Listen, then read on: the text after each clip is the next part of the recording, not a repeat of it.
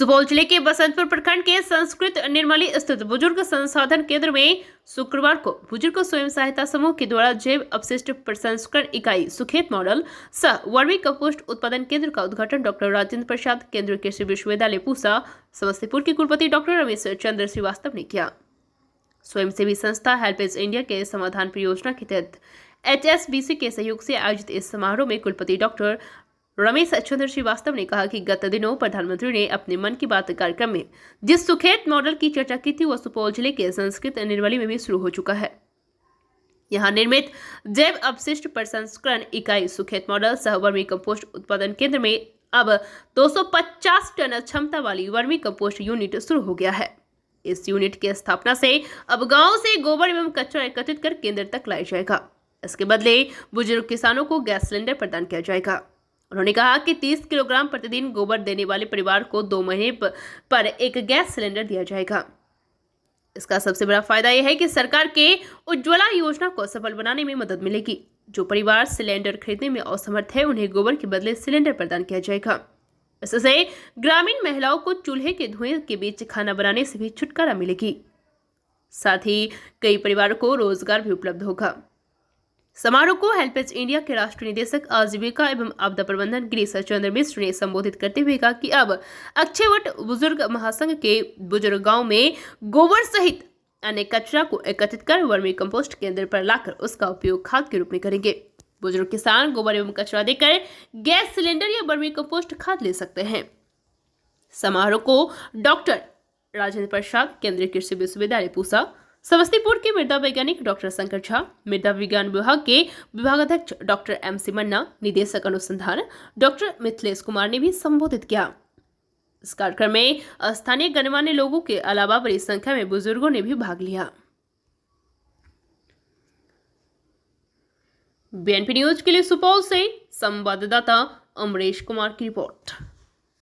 देखिए, आज का जो ये कार्यक्रम है, ये जो 2008 की जो बाढ़ थी उसके बाद हेल्पेज इंडिया ने यहाँ जो बुजुर्गों को मिलकर खास करके यहाँ की जो बंजर ज़मीन थी उसको उपजाऊ बनाने के लिए जो प्रयास शुरू किया था, उसके तहत जो है वो वर्मी कंपोस्टिंग के माध्यम से जो हमारा जैविक खेती है उसको आगे बढ़ाने का काम किया है। और उसी के तहत आज हमने ये जोड़ा है कि हम घरों के कचरा से वर्मी कंपोस्ट बनाकर जैविक खेती को आगे बढ़ाएंगे।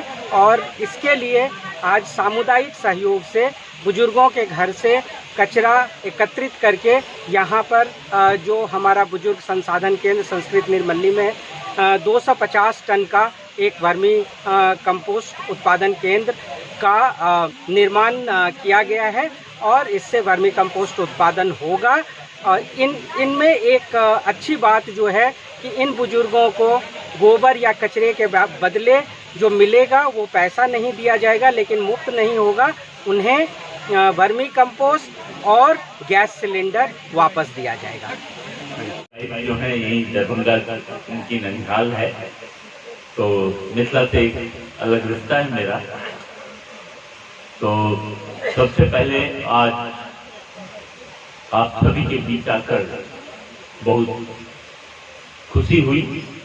हालांकि आने का निर्णय इस समय थोड़ा सा कठिन था क्योंकि कन्वोकेशन है और उपराष्ट्रपति जी आ रहे हैं, तो बहुत सारे काम और इस बीच में 400 किलोमीटर की जर्नी करना थोड़ा सा टफ लग रहा था। लेकिन आके अपने दिल से कह रहा हूँ, मेरी सारी थकान दूर हो गई आप लोगों के बीच में खड़े होकर।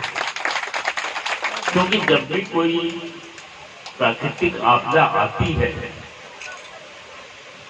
तो सबसे ज्यादा अफेक्टेड हमारे बुजुर्ग ही होते हैं। बुजुर्ग और उसके बाद से बुजुर्गों में भी महिलाएं। अब एक संयोग ही है कि 3 विपदाएं, बहुत बड़ी बड़ी विपदाएं थी वो, जिनसे मुझे जुड़ने का अवसर मिला। अवसर ही शब्द प्रयोग कर रहा हूँ, सौभाग्य या दुर्भाग्य वर्ष नहीं कर रहा हूँ, कोई जस्ट संयोग है ये। 1999 में आज ही के दिन जब बात कर रहे थे 29 अक्टूबर, तो अचानक याद आ गया कि 29 अक्टूबर 1999 को उड़ीसा में सुपर साइक्लोन आया था, बहुत बड़ा तूफान था वो।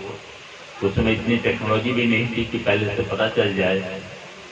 मतलब उस तूफान को आपसे बस इतना ही कह सकता हूँ कि उस तूफान की विभीषिका इतनी थी कि जो मुख्यमंत्री थी गोमांगो जी थे, वो फोन पे प्रधानमंत्री जी से बात करते हुए रोने लगे कि सर मैं क्या करूं, मैं कुछ नहीं कर पा रहा हूँ, मेरे पास कुछ भी नहीं है बचा जिससे मैं अपने लोगों की मदद कर सकूं।